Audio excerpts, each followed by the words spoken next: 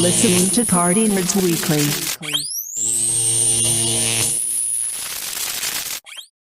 PartyNerdz in the house! Yes, we are back, guys. PartyNerdz are back, and we got some crazy people in the house tonight.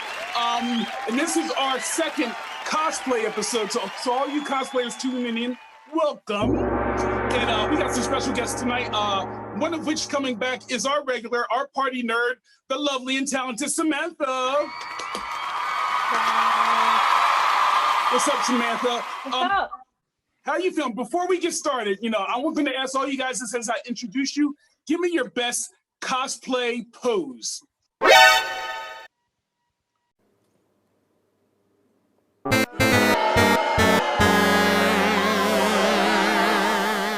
Game over. Next to Sam, we have the Jedi himself, Master Kenobi, Mr. Dom Charland. Quiet. Mike Tyson? This is my favorite part coming up right now.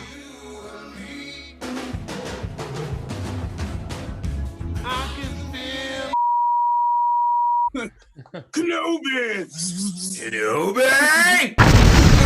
What's up, Dom? Welcome to the show, man. What's up? Happy to be here.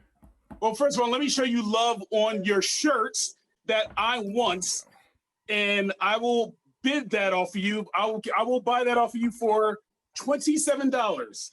Oh. Very specific. We lost audio. All right, and also we have another Sam number 2, the lovely, the beautiful Sam Mae. Thank you. Too kind, sir. Sam squared as we go by. Sam squared.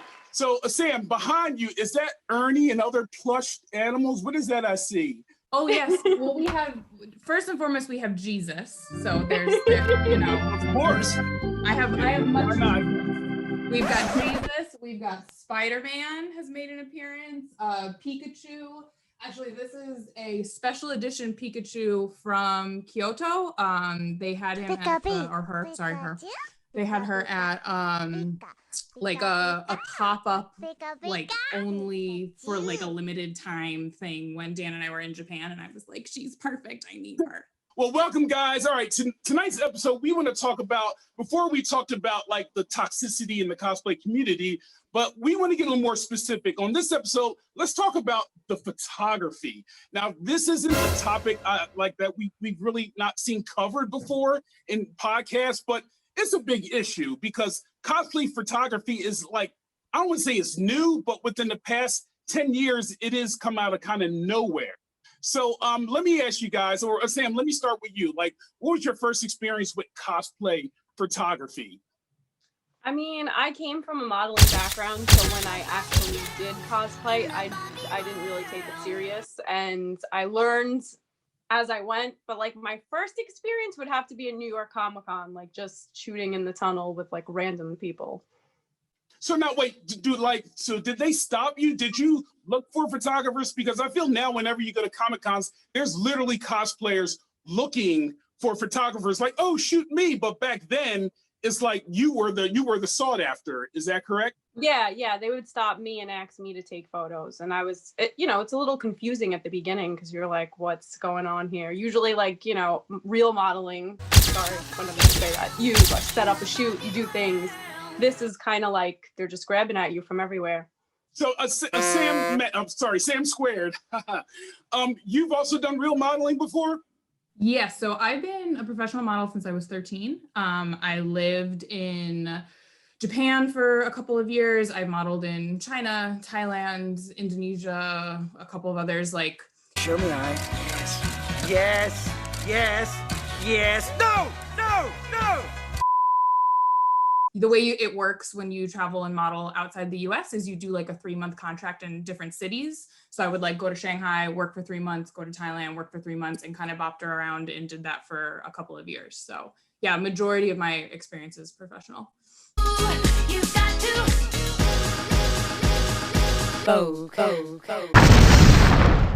So when did that transition into like cosplay photography? What was your first cosplay shoot, I should say?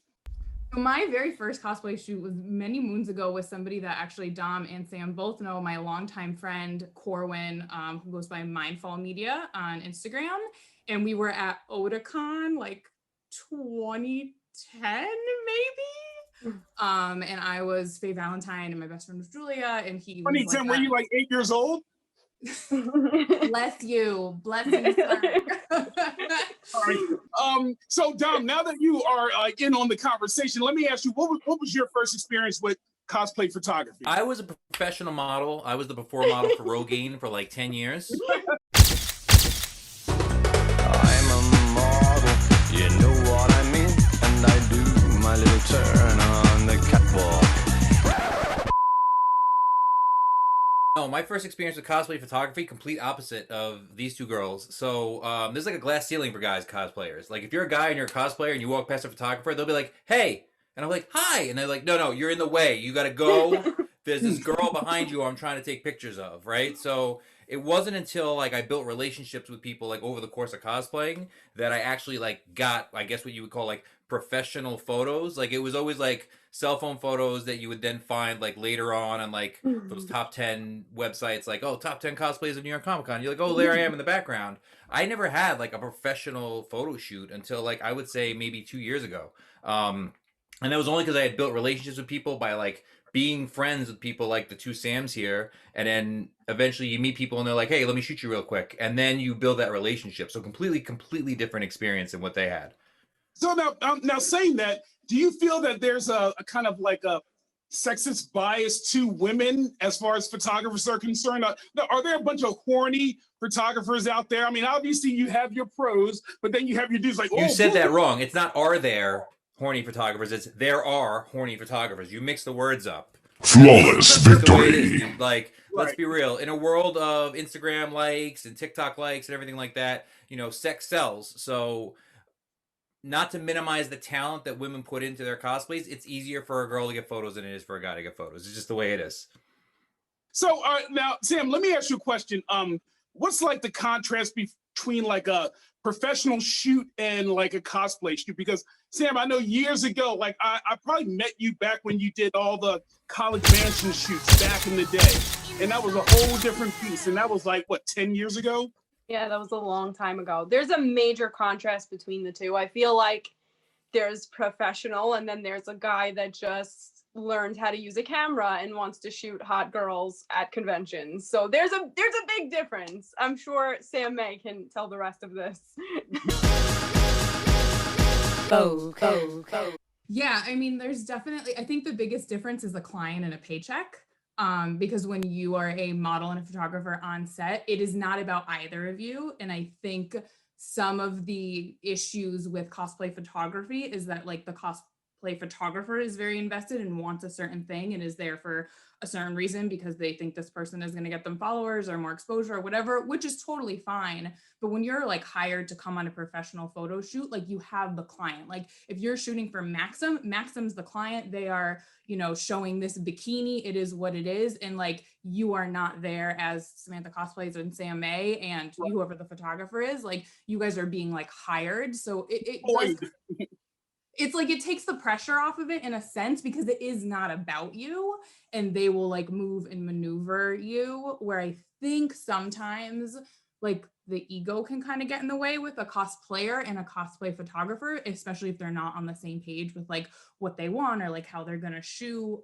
So I think having a client or, you know, you're on set with like a makeup artist, hair people, a creative director, like you are such a minuscule piece of it. You just kind of like a vessel for their message when you're hired.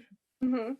Do you find it easier to have someone direct you? Or do you like, what kind of photographers do you like? Because there's two types. There's the types of like, all right, do this pose, do this, do that. Or there's a type of like, all right, what do you want to do? And they snap away. Which one do you prefer? Jeopardy music. No, do you understand the question? Do you like a photographer that tells you what to do? Or do you like a photographer that just lets you do what you want? Right, so I think for me, I need the photographer should, if they're smart, just watch me first. They should always take a couple shots of you. And that's for any cosplayer, because male, female, it doesn't matter. Like, some people have got their poses down really quickly, but you can tell instantly the minute they pick that camera up and they're like, oh, cool, I like your costume. Like, can I take a picture of you? And if they're like, you're like, oh, okay, cool. I'm gonna like have to tell you how this goes. Because I will have photographers who off the bat try and coach me. And I'm like, oh, sis. Clearly you have not either like looked at my body of work or worked with me before. I think if they are somebody who is maybe on the path to being a professional photographer, and that's like they want to break out of cosplay and go into more commercial photography, you really kind of have to like see what that model is bringing. So I like for them to like watch first, and if they are not getting what they want, totally be like, oh cool, maybe that's like a little bit too sexy, or like, for me, you can kind of give me more of a vague term. But I do have like infinite respect for those photographers like Corwin, who we were talking about, who will like do the pose and be like, yes, like give me some more of this, if the person that they're shooting is struggling, because you don't want to just sit there and then the both of you are like, oh cool, like it's not working for anybody right now. So I think that they should be able to like read the room. So you like working together as opposed to a dictator? Because sometimes you get dictator photographers like, all right, do this, do that, do that. You'd rather work with them. Yeah, absolutely. It should be collaborative. Okay. All right. So Dom, let me ask you a question. What was your best cosplay shoot experience? Okay, best shoot experience I would have to say would be we did that Marvel 100 cosplayer shoot May 4th like 2 years ago for Infinity War or Endgame, one or the other. And everyone that was there was super collaborative, and everyone, it was like, I don't know, like how many, what were they, like 10 photographers and like 100 people. So everyone was super collaborative. Everyone had an idea of what they wanted. There was a clear vision in the end. And then because there were so many people, while let's say main cast is being filmed here, everyone ancillary was able to kind of get the shots in that they wanted. Like there was a ton of content that got pumped out that day. And I think to your point, because there was enough people to kind of direct and pull people around, it took that pressure off of, well, what do I do now? Well, what do I do here? Well, what do I do there? Because unlike the other two, if you said to me, pose, I'm going to look like Beaker from the Muppet.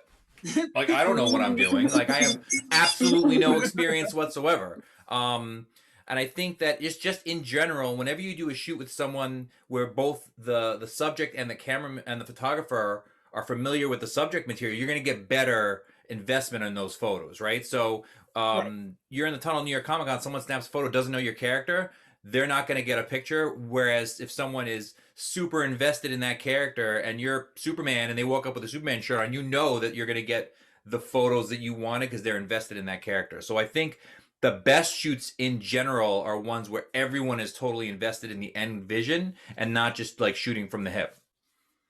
Good point. Good point. And so, like, let me ask you guys then, what makes a good photographer? Because obviously, just like artists and cosplayers, everyone has their styles, but some cosplayers put like a dark light on everything. You have other ones that are real big on like, you know, everything being bright. Like, what do you think makes a good photographer? Is it the shots? Is it the easy to work with? Like, Sam, what do you think? What makes... I think that if you're not creepy, that makes you a really good photographer. I think that if you're not creepy, that makes you a really good photographer. That would make me happy. I recently had an experience with a photographer this year that told me that I would get more likes if I made out with the girl that I was with, which made no sense for what we were doing. So, you know, or in general, but this is not even the first cosplay photographer that I've worked with that has been super inappropriate and creepy. So my dream photographer in the cosplay world would just not be creepy. That's pretty much it. Yeah, that's a good shot. Now, can you do it? Take your pants off. Wait, what do you say? I'm sorry. It's just me going off the cuff again. Both today and yesterday. The glorious game that brought harmony to the internet is galloping into a new realm. Robot Unicorn Attack for iPhone.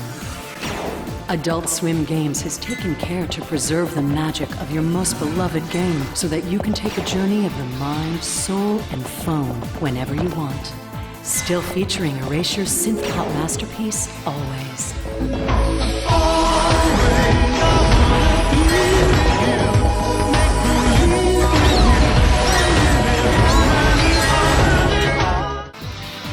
Robot Unicorn Attack for iPhone on the iTunes App Store. Is that like Sam Mae? Is that like a normal thing? Have you ever dealt with creepers in the not just cosplay, in the world of photography? Oh yeah, absolutely. So I mean, I think the more, fortunately for cosplay, I think that there's like a really good community here that doesn't exist as much in the modeling world, where like creepy people like that tend to get snuffed out a little bit. Where like I think that there is like a kind of cancel culture, call out culture here, which is better, because here, while maybe some people are afraid to like lose followers or lose favor and not get shot by certain people, in the modeling industry, like you're scared about losing work. So if you're talking about somebody like a very infamous Terry Richardson, who's probably one of the most well-known photographers that has had tons of underage girls and all this like weird sort of scandal, you know, Vogue and Harper's Bazaar are shooting with him. So like, you're not going to say no to go to a casting, where like, at least like, I feel like within the cosplay stuff, like it isn't that serious. So if you do have a bad experience, there's other girls that you can reach out to, other people that have shot with them, like, hey, what's in your experience been? And you can kind of like snuff it out a little bit. But I mean, to go back to the question of like what Sam and I have had this conversation, I don't know what it is about cosplay photographers. This is all of you. I am generalizing. Absolutely. Y'all gotta chill on sharpening. Why do you do this to us? I'm begging all of you, like right now, like on my knees, like chill with the sharpen, learn how to dodge and burn. Also, gel lights don't make a photo in and of themselves. We gotta like do something else. And I cannot tell you how many camera, like on the back of the camera, I'll be like, oh, this is awesome. Like they'll show you some stuff. It looks really good. And then they get into Photoshop and all of a sudden they're like, you know what I should do? Age the shit out of this girl about 30 years, because that seems like what this photo is missing. It is or add 10 pounds to the photo. Add 10 pounds, like change the nose. Like, you know what? This is a full-on nose.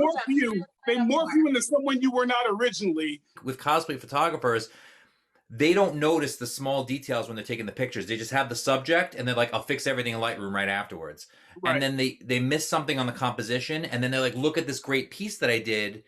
But then when you really look at it, like you didn't do justice to the subject, if that makes any kind of sense. And I think that something else that you're missing in those shoots is you need almost like a spotter. Like you need like a handler, because between the cosplay that could be foam and armor and lights and smoke, and then the photographer who's just trying to get it all in frame, something gets missed. You know, you got a Spider-Man whose web shooter is upside down, or his lens is upside down, or someone whose entire chest piece is fallen off.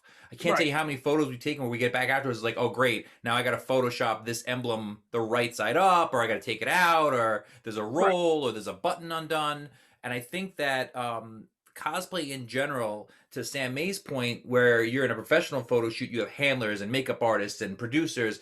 There isn't that in a cosplay photo shoot unless you have one of those people there. And in Darnell, like I was saying to you, I think in a conversation one off the other day, it was great. We did a large group photo shoot recently, and it was great to have so many other eyes there, just to point out and be like, hey, we're missing this. Hey, let's do that. Hey, let's do this. Because when you take yourself out of the equation, it's hard to kind of, you get forest to the trees, you get blinders, and you miss everything. So I think that something that cosplay photographers often miss is they're so busy trying to get that shot that they don't take the entire vision.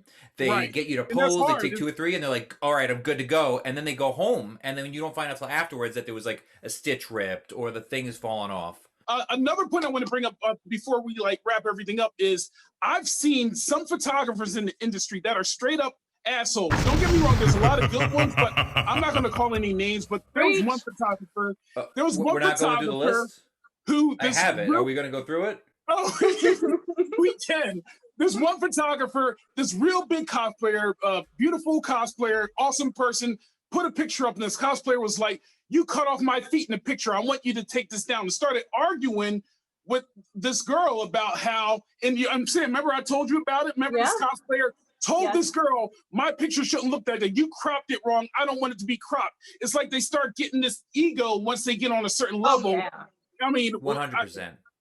I mean, how much are you guys seeing that nowadays? That's kind of sucks. All the time. It's all the time. There's so many egos. I mean, between the cosplayers and the photographers, I don't know what's worse. you got to pick your poison there. It's One of my favorite photographers that I love shooting with has a very artsy watermark, and it's down in the bottom right corner. Yeah. It looks great, but I'm never gonna crop him out because he does everything right. And like when you build those relationships, you want to celebrate and shout out that photographer. And I know there are probably photographers that are gonna watch this and be like, well, I'm not working with that guy. Well, you don't work with me anyway, so I don't care. If you're going to be an obnoxious photographer, the word is going to get out among all the women in every group chat, and they're going to be like, I'm not going to shoot with that guy because he's a dick. If you don't think it's happening, it's happening. Guys, everybody, give it up. Thank you guys for coming on the show.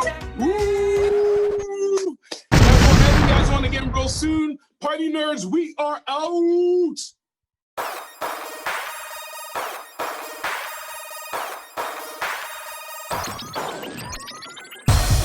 PartyNerdz, PartyNerdz, PartyNerdz.